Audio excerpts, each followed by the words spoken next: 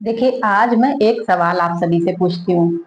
इस विषय में आपका क्या सोचना है? आप क्या सोचते हैं?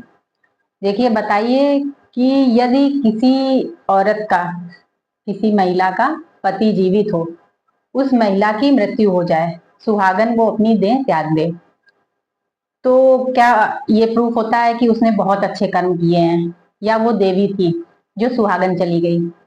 और वहीं पर यदि किसी के पति की डेथ हो जाए, पति शरीर अपना त्याग दे और पत्नी जीवित हो, तो क्या वो पत्नी अभागन होती है? उसने कर्म खराब किए होते हैं, उसकी किस्मत खराब होती है, उसने कुछ ऐसे गलत कर्म किए होते हैं जिसकी उसको सजा मिली होती है। ये क्या ऐसी मानसिकता रखना, ऐसी धारणा क्या सही है? देखिए, आपको पूरी बात बताती हूँ किस वजह से मैं ये सवाल पूछ रही हूँ। आप जरूर अपनी राय बताइएगा। मेरी एक फ्रेंड से आज मेरी बात हो रही थी। 7-8 साल से वो मेरी क्लोज फ्रेंड है। तो उसने अपनी दोस्त के विषय में बताया। उसकी फ्रेंड पिछले साल विडो हो गई, उसके पति की मृत्यु हो गई। उसकी एज ज्यादा नहीं, 45 के अराउंड रही होगी। ठीक है। तो उसके पति की डेथ हो गई। उसके बाद में उसके घर में उसको बहुत सारी ऐसी बातें सुनने को मिली। कभी किसी के साथ छोटी भी बात पर, घर परिवार में कुछ ना कुछ होता ही रहता है, तो छोटी सी बात पर बहस हो जाए या कोई भी बात ऐसी हो जाए, तो उसको ताना मिलता है कि ये गलत कर्म किए थे, इसीलिए तो आज विधवा हो तुम, इसीलिए तो पति तुम्हारा चला गया। कुछ तो ऐसे गलत कर्म किए होंगे ना तुमने। इस तरह की बातें उसको सुनने में मिलती हैं, और अपने घर वालों से ही नहीं, और भी लोगों से वो कई बार सुन चुकी है इस तरह की बातें, कि देखो वो तो देखो चले गए देवता जैसे, और ये देखो अभागन अपना अपने कर्म भोग रही हैं, या कुछ तो ऐसे गलत कर्म किए होंगे। तो मेरी दोस्त बताने लगी कि उसकी ये जो दोस्त है, जो विडो हुई, वो इतनी अच्छी है।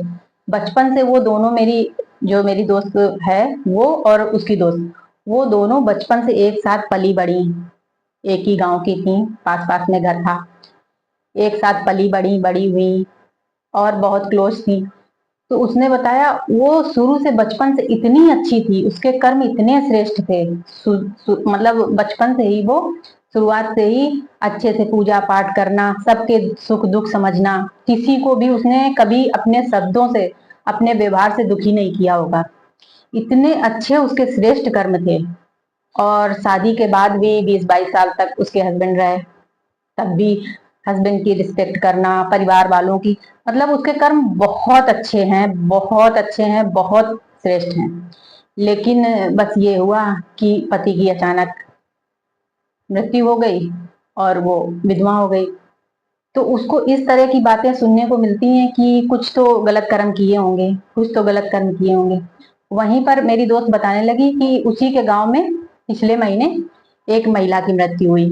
वो अपने पति के साथ कहीं जा रही थी बाइक पर, तो अचानक से एक्सीडेंट हुआ और महिला की मृत्यु हो गई। तो देखिए, उसकी अंत्येष्टि में लोग आए, तो लोग कैसी बातें कर रहे थे कि देखो कैसी देवी जैसी लग रही है, कुछ तो अच्छे कर्म किए होंगे, तो देखो सुहागन जा रही है। ठीक है। और जबकि उस महिला को भी मेरी दोस्त बहुत अच्छे से जानती है।